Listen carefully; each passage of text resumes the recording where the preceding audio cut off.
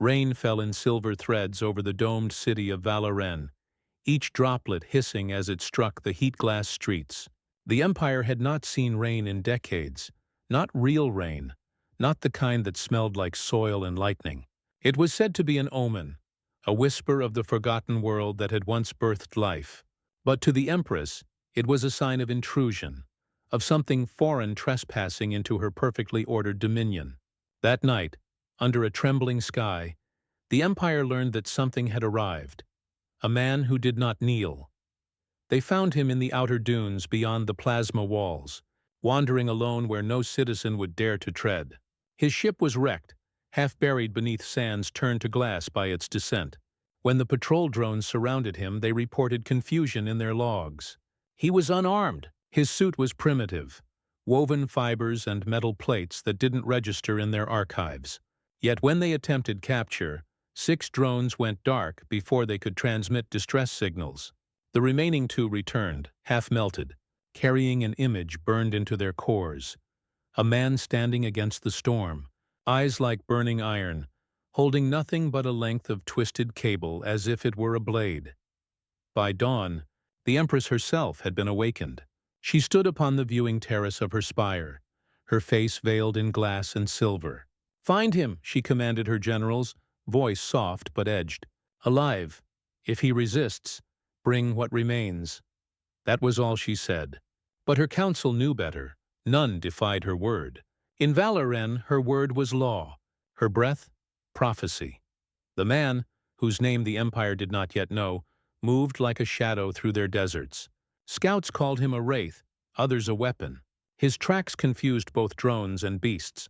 His scent vanished with the wind. He traveled with purpose, following something unseen, something ancient that seemed to echo beneath the sand. The Empire's soldiers deployed with full armor and plasma rifles, confident in their superiority. But each time they approached, their comms turned to static, and their sensors blinded. When they returned, if they returned, they spoke of light so bright it burned through armor, of whispers in languages no machine could translate. By the 3rd day, he reached the city perimeter. The walls of Valaren towered like frozen waves, curved from liquid crystal, pulsing faintly with energy siphoned from the world's molten core. The gates, guarded by sentinels carved from metal and code, shimmered as he approached. The wind howled behind him, carrying sand that glowed faintly blue. He walked barefoot now. His boots had melted in the crash, but his steps were steady. The guards aimed their weapons. "Identify yourself," one demanded. The man stopped. He looked up at the shimmering gates, his expression unreadable. "You wouldn't understand the name," he said quietly, "but you'll remember what follows." Before they could react, the air itself seemed to bend. The sentinels' weapons flickered, their power cores flashing in alarm. A sound, low and resonant like thunder underwater, rolled through the street. Then came the flash, white, clean, and terrifying. When the light faded, the gates were open, the guards unconscious but alive, and the man was gone. Word spread like wildfire. An intruder had breached the imperial capital without a drop of blood spilled. The Empress listened to the reports in silence, her gaze fixed on the holographic projection before her. A still image of the man walking through the rain, head bowed, as if burdened by something heavier than the world itself. "He walks toward the core," whispered her advisor, "toward the forbidden chambers." "No one walks toward death without reason," the Empress murmured. Then she turned, her voice cold. "Deploy the Wraith Division." Far below, deep within the Undercity, refugees huddled in the dark. To them, the Empire was a cage built of light and silence. But when rumors reached them of the stranger, a human, they said, from the lost world of Earth, they stirred with something they had forgotten: hope. The children whispered that he was fire-given form, that he came to burn away their chains. The elders warned them not to dream, for dreams were punishable by exile. Still, the whispers grew. The man, meanwhile, moved through the city like a ghost. He saw their faces in the shadows, thin, hollow, afraid, and something inside him twisted. These were not enemies. They were prisoners. The Empress ruled with peace, but it was peace of still water, cold, silent, unmoving. He passed murals depicting her as divine, hands stretched over stars, light pouring from her eyes. He had seen such things before, on other worlds that had fallen to their own arrogance. He knew how it ended.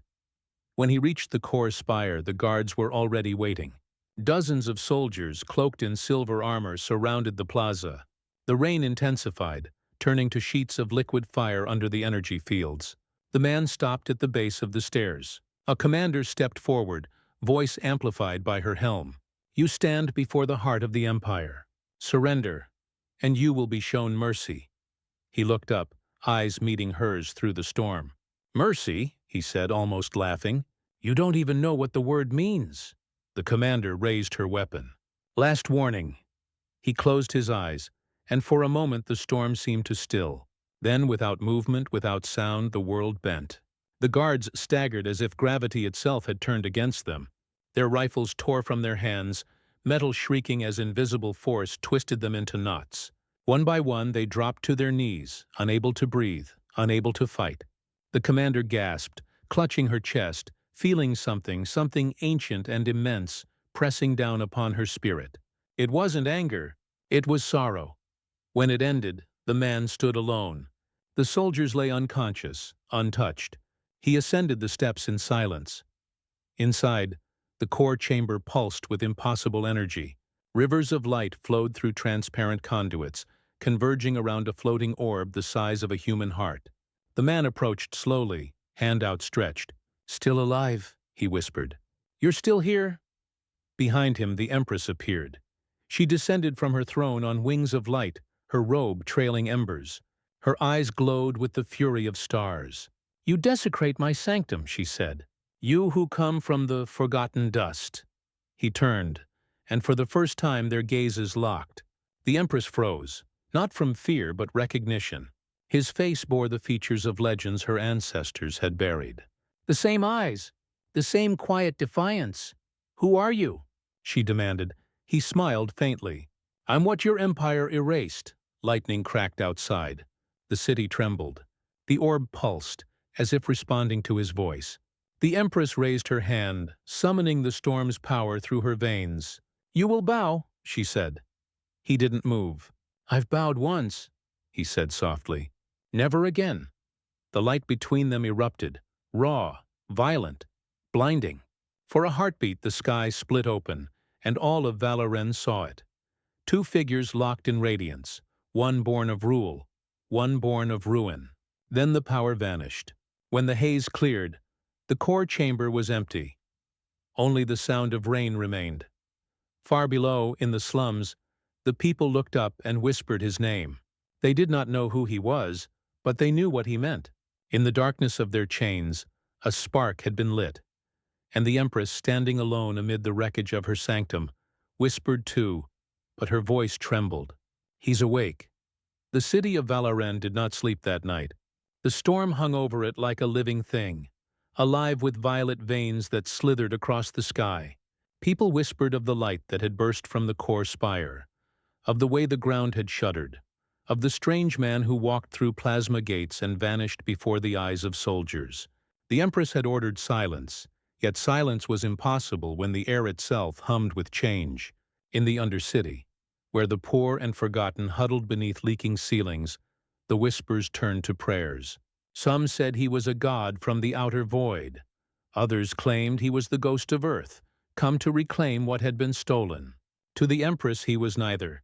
He was a wound, reopened after centuries of pretending it had healed. She stood before the shattered core, her robe scorched, the air around her shimmering with the aftermath of their clash. The chamber still pulsed with unstable energy. The orb, what her people called the Heart of Eternity, had dimmed for the first time in her reign. Her advisors dared not enter, but she did not need them. She already knew what had happened. The man had touched something forbidden, something her ancestors had buried beneath layers of myth and memory. He had called the heart by another name, one she remembered only from forbidden records. "Still alive," he had said. The words haunted her. That meant he knew.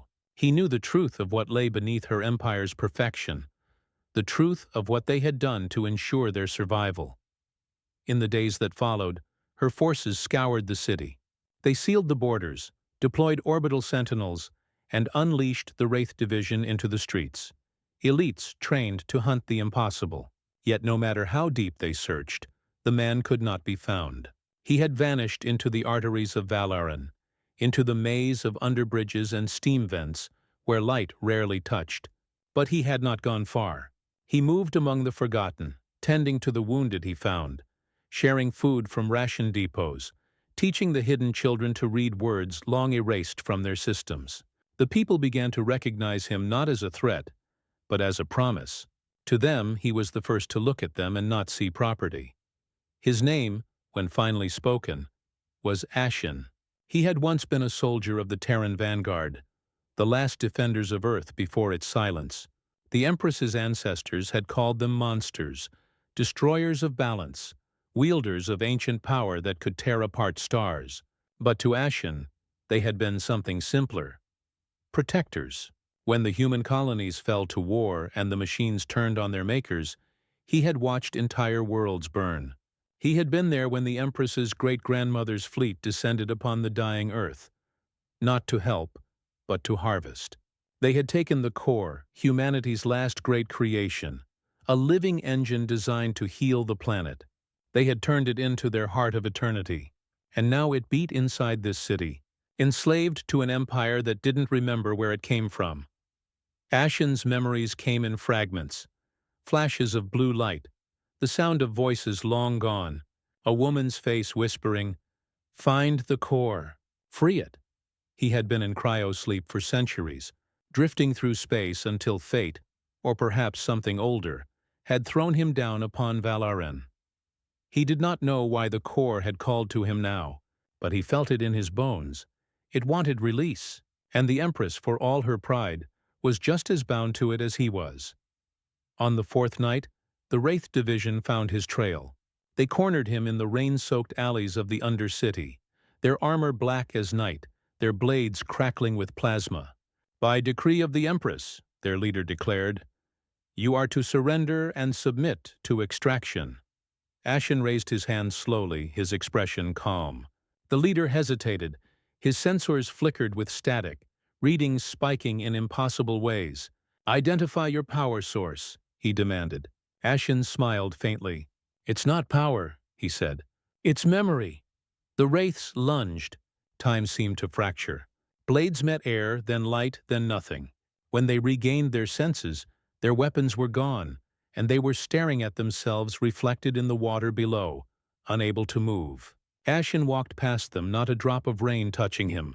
But one among them, a young recruit named Lyra, broke formation. She tore off her helm and stared after him, breathless. "Wait," she called. "You're human." He stopped, turning slightly. "So are you," he said, and for a heartbeat she understood. Beneath her armor, her veins carried the same diluted blood, the same heritage scrubbed clean from their records. The Empire had erased their origins, but not their essence. Lyra fell to her knees as he vanished again into the mist, her heart pounding with something like awe. When the Empress heard of the encounter, she dismissed it as delusion. "No human remains," she told her council. "They were extinct long before our ascension." But that night, alone in her chambers, she removed her crown and looked into the mirror. Her reflection wavered, and for an instant she saw herself not as an empress, but as a woman with brown eyes and weary skin. Not divine, not eternal, just flesh. And in that moment of weakness, she felt the core's pulse inside the citadel walls. It was stronger now, erratic, almost aware. "He's waking it," she whispered. "He's waking it up." By the sixth day, Valaran began to break. Power outages spread like disease. Artificial weather grids malfunctioned, causing floods in the upper tiers and drought below. The Empress's technicians traced the disruption to a single point beneath the city, the ancient catacombs, sealed since the founding of the Empire. She ordered them opened. What they found beneath was not a chamber, but a wound in the planet itself. Metallic roots spread in all directions, pulsing faintly. In the center, a small sphere of light hovered, flickering as though breathing. It was the core's seed, a fragment connected to the heart above. And standing before it, waiting, was Ashen. The soldiers aimed their weapons, but before they could fire, the Empress herself descended through the conduit. The chamber filled with light as her armor unfolded around her, a living mantle of energy and flame. "You came back," she said. Her voice echoed, not with rage, but with something like sorrow. "Why?" Ashen turned toward her, his eyes tired.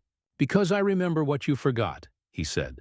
"You think you rule this world, but you're chained to it. The core was never meant to serve. It was meant to heal." "It sustains us," she replied coldly. "Without it, we would die.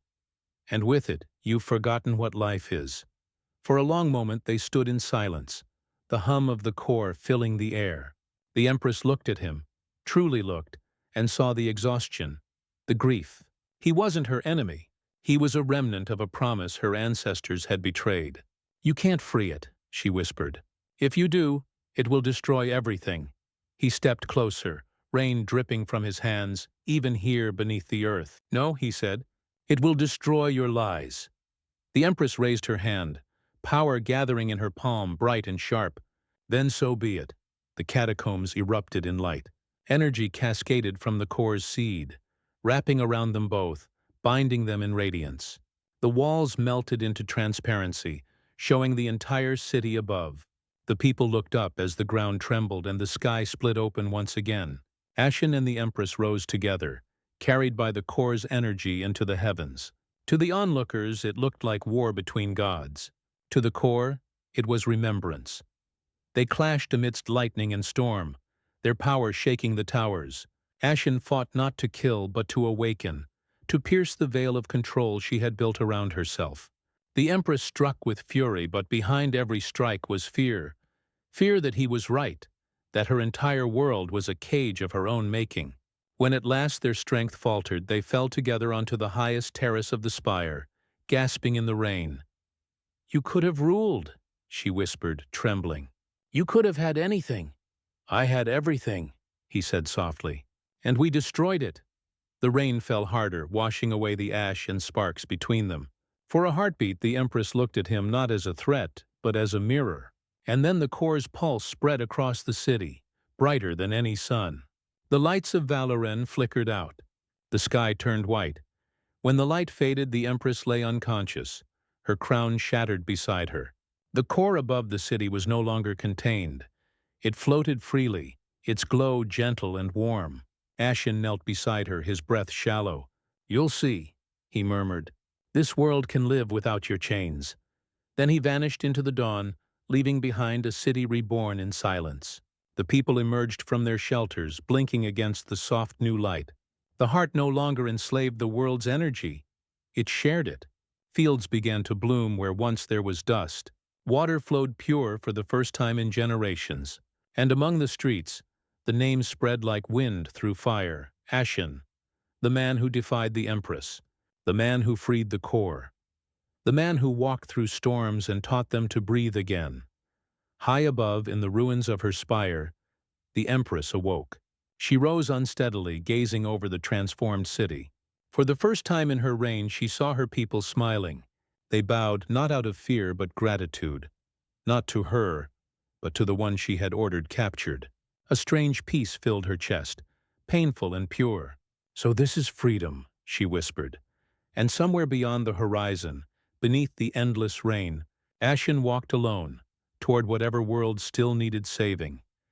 The weeks that followed were unlike anything Valoren had ever known. The skies cleared, the rain softened, and for the first time in generations, sunlight touched the city without distortion. The great towers that once shimmered with artificial brilliance now reflected the natural dawn, their surfaces gilded in gold and pale blue. The core no longer beat as a weapon of control. It pulsed softly above the city like a second sun, spreading warmth instead of command. Crops began to grow in places long abandoned. Rivers that had once been poisoned by industry ran clear again. The people called it the awakening. To the Empress, it was penance.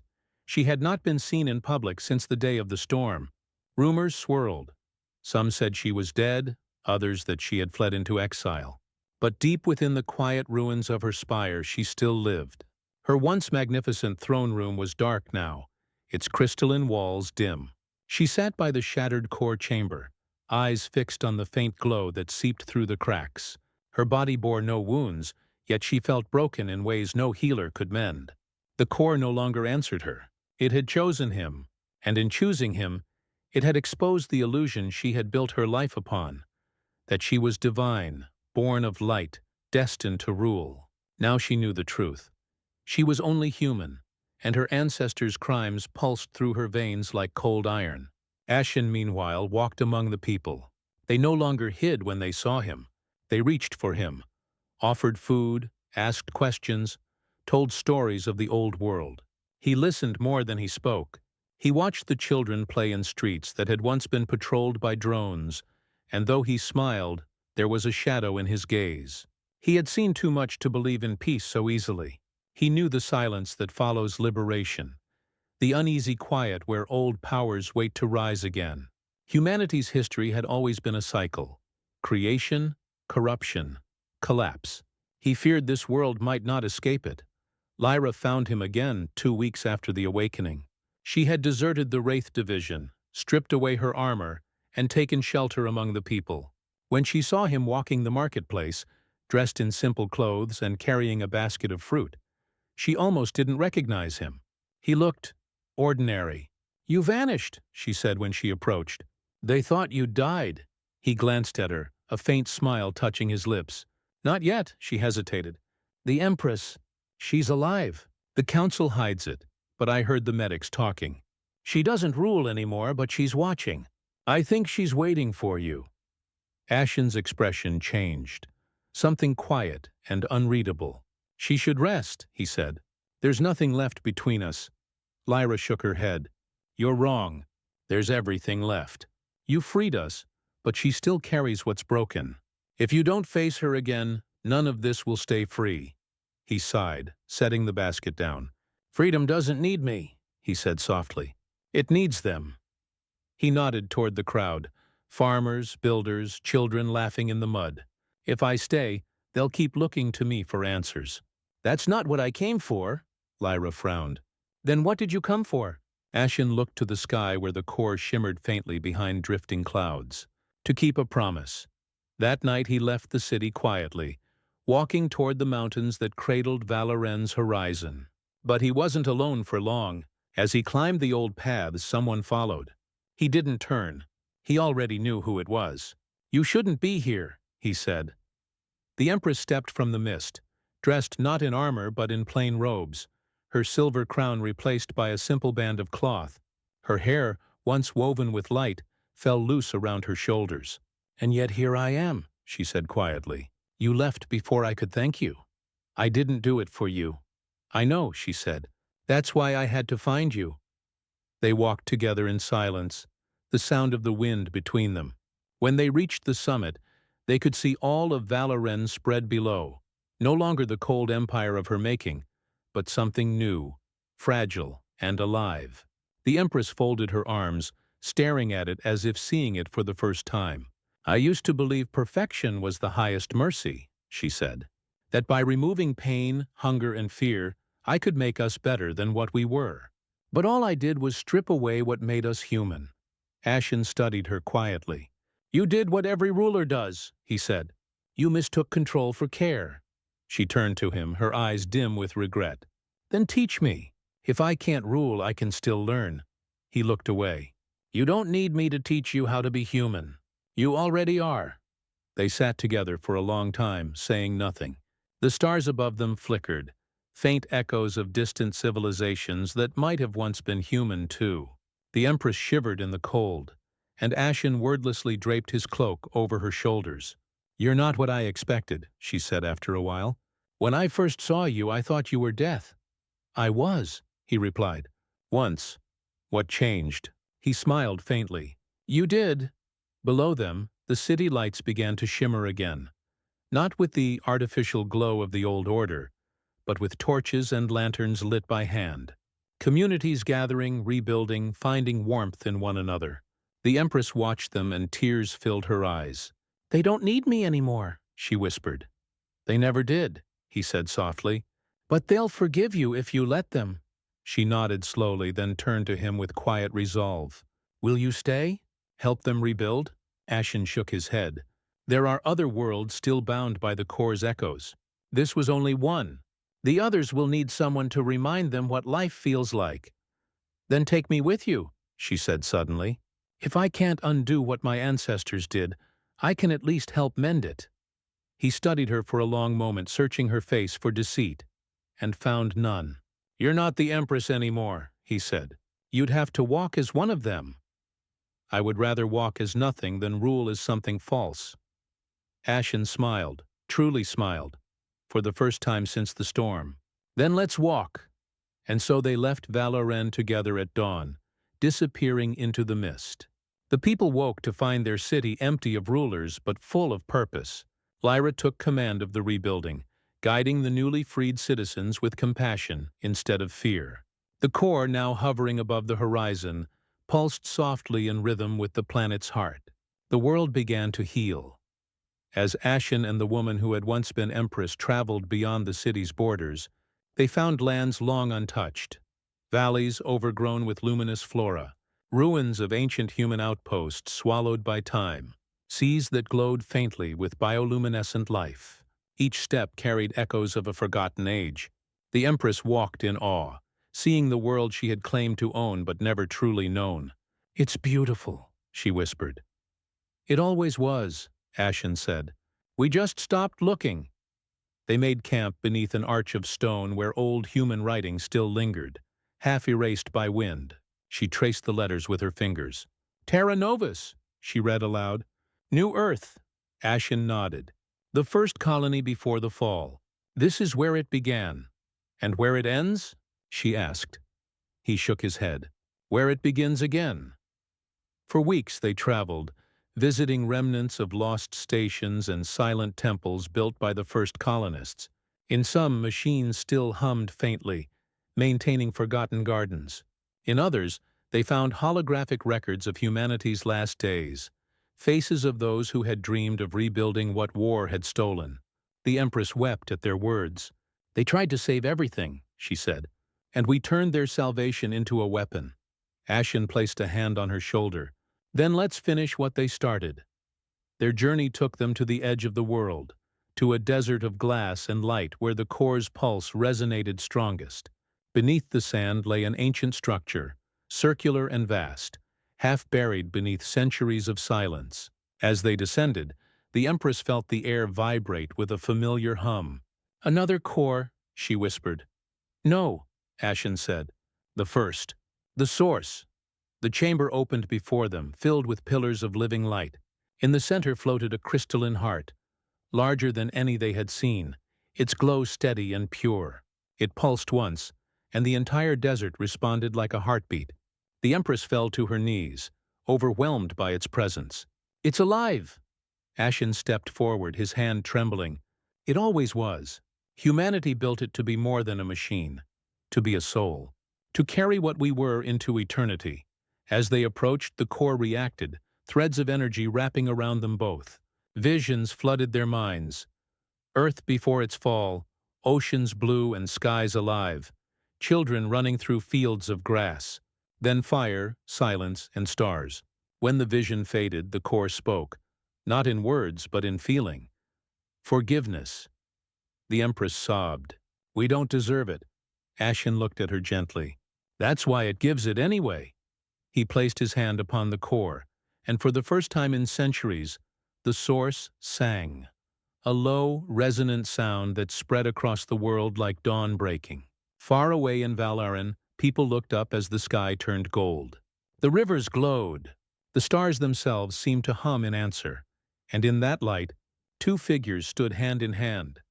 Not ruler and soldier, not savior and sinner, but simply human, watching as a world once enslaved finally began to breathe again. The storm over Valaren had not ceased since the core flared with that impossible light.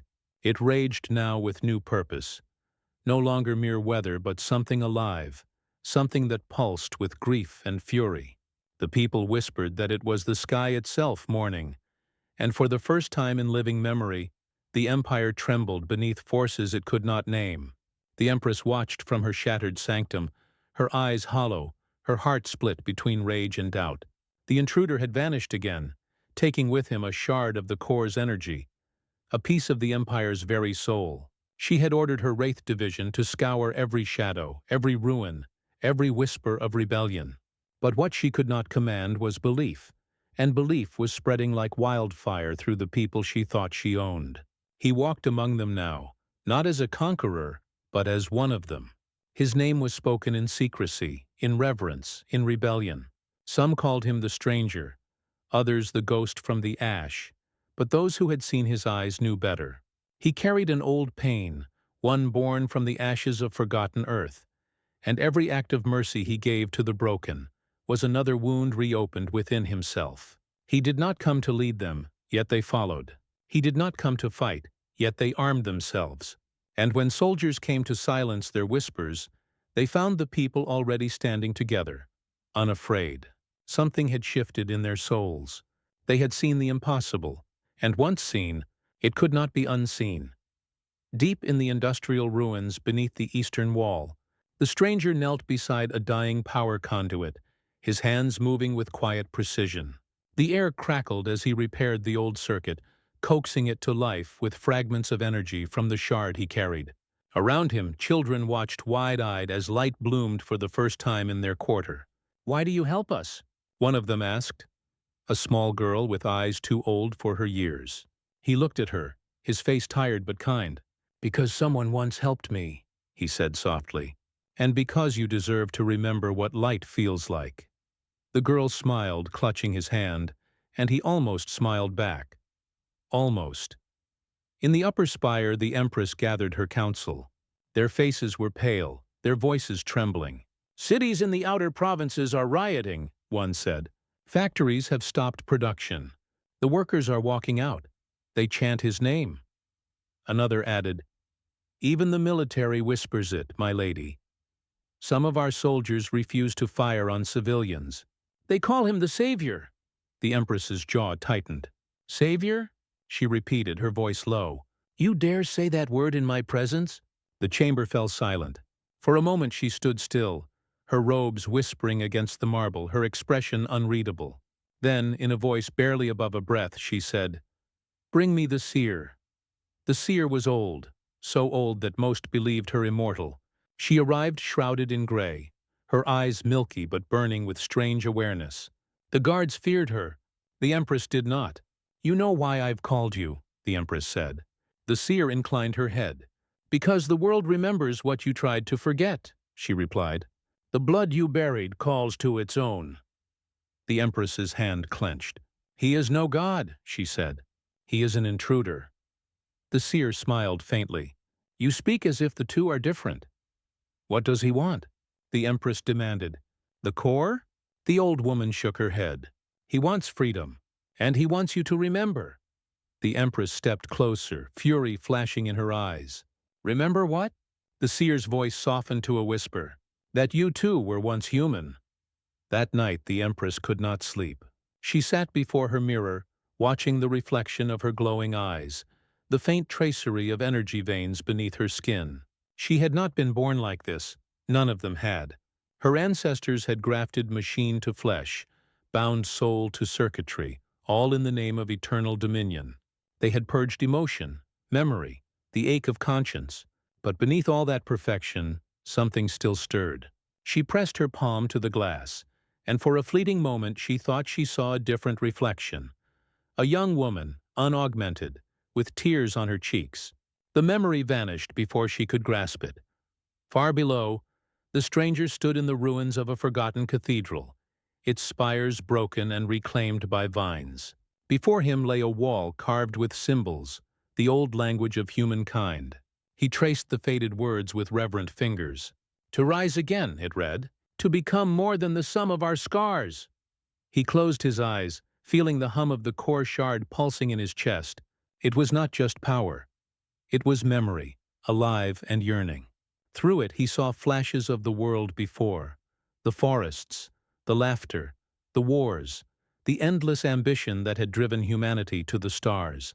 And he saw what came after, the Empress's ancestors, survivors who had rewritten themselves to outlast extinction.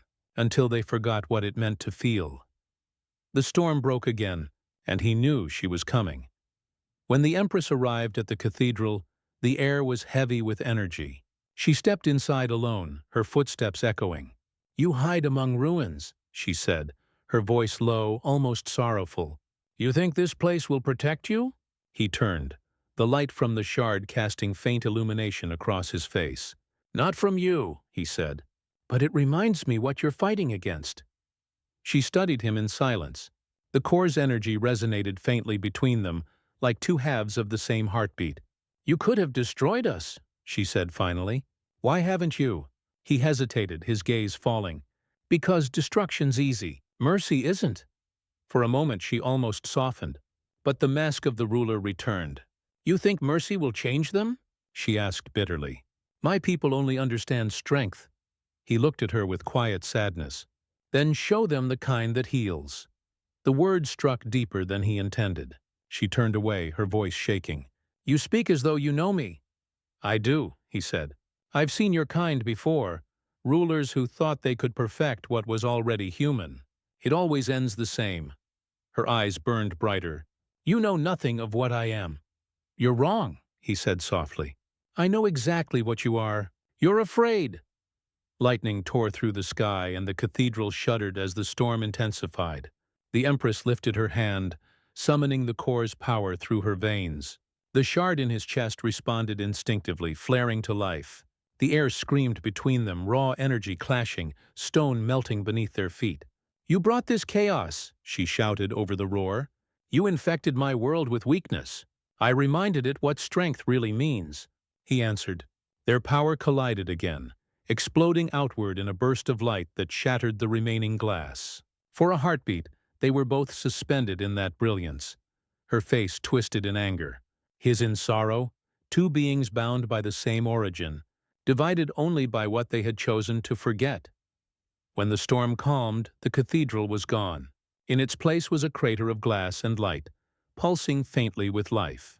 The Empress lay unconscious amid the ruin, her armor cracked, her breath shallow. The stranger knelt beside her, exhaustion bleeding through his every movement. He could end it, one motion, and her reign would be over. But instead, he touched her chest gently, letting the shard's energy flow into her heart. Her breathing steadied. He stood, eyes weary. "You'll see soon enough," he whispered. "What we lost, and what we could still be." He disappeared into the night before her guards could arrive. When the Empress awoke, the storm had vanished. The sky was clear for the first time in years. She sat up slowly, the remnants of warmth still lingering in her chest where his hand had been. Around her, light flickered differently, softer, alive. She looked to the horizon and saw the people gathering, not in fear but in hope. She could feel them somehow, through the bond left behind by the shard. Their hearts beating in unison, their whispers rising like prayer. For the first time in her long reign, she felt small, not as a goddess, but as a woman who had forgotten how to be one. And far beyond the city, walking into the dawn, the stranger looked back once. The core pulsed faintly in the distance, a heartbeat restored. He knew this was not the end. The empire would not fall in a day, nor would she change in an instant. But something had begun, something she could no longer control. And as he turned toward the horizon, the faintest trace of a smile touched his lips. The world was remembering itself. The fires that once devoured the night now glowed as pillars of light across the imperial horizon. Where once stood the thundering banners of the Empress's rule, now shimmered the sigil of unity, an emblem half forged in defiance, half in forgiveness. Orion stood at the threshold of the great citadel, boots sinking into the blackened marble that had once reflected only power. Now it reflected the faces of thousands, alien and human alike, who had bled for a dawn they could scarcely believe had come. He could feel the echoes of battle in his bones still, every scar a verse in the long song of survival. The Empress had not spoken in days, and yet the empire itself seemed to hold its breath for her final decree.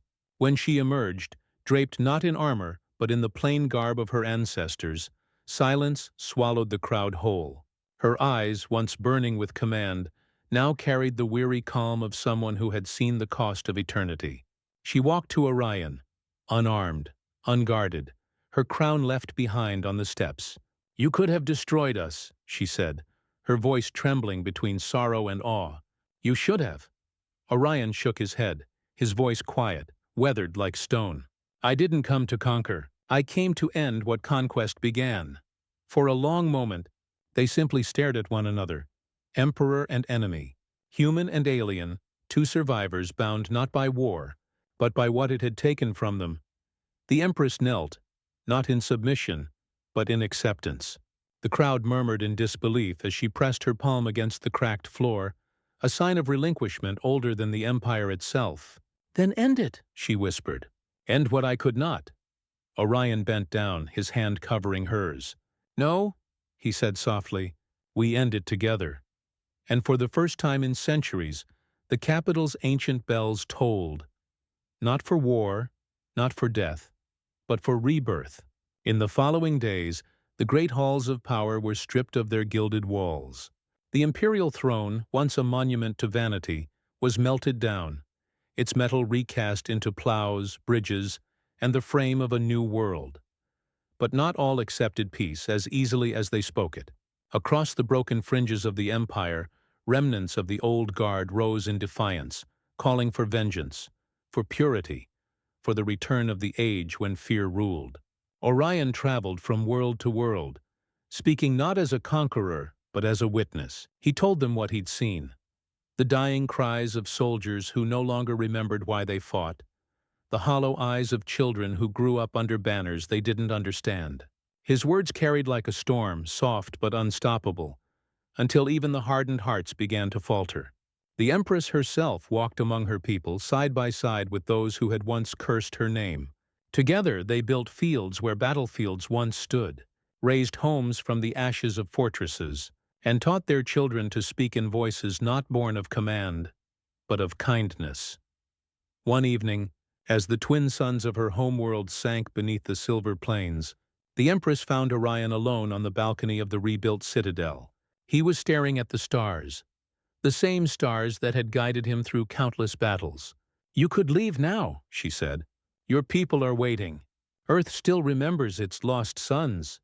Orion smiled faintly, his gaze steady on the horizon. "Maybe one day," he said, "but I think humanity's place isn't just back home anymore. It's here, between stars, among those who once feared us. We were never meant to conquer the galaxy, Empress. We were meant to remind it what it means to feel." She nodded, her eyes glistening. "Then you've done more than any emperor ever has." The years passed, and legends grew. The story of the human who defied an empire only to save it spread across systems like a hymn. The Empress's reign became one of quiet stewardship, her power drawn not from fear, but from faith.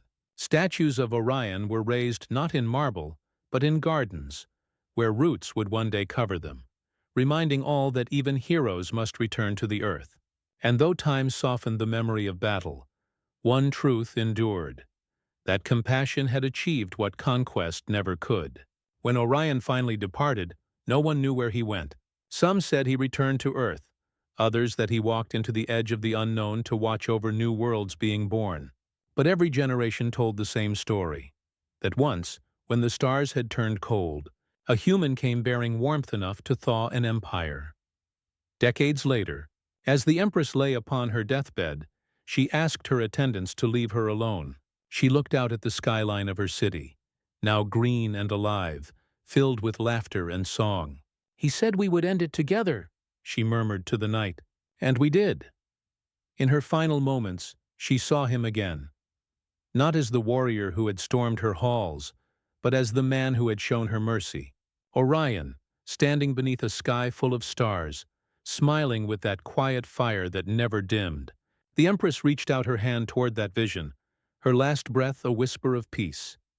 Centuries passed, civilizations rose and fell, and still the story endured, of the human who turned enemies into allies, and of the Empress who traded her crown for hope.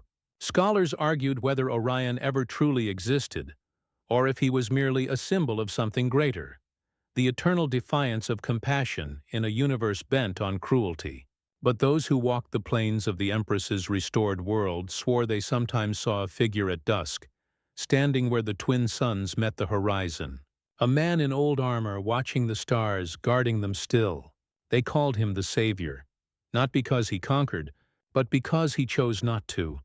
And somewhere beyond the reach of known light, in the silent corridors between galaxies, a single ship drifted, its hull marked by the scars of 1,000 wars, its engines whispering in the voice of memory. Inside, a man sat before a viewport, a faint smile on his face as he gazed upon the endless dark. In his hand, he held a single relic, a medallion bearing the emblem of the Empire, now worn smooth by time. He closed his eyes, hearing echoes of the Empress's words, of the laughter of children who no longer feared the sky. "We end it together," he whispered, and then he smiled as the stars answered back, their light pulsing like a heartbeat across eternity.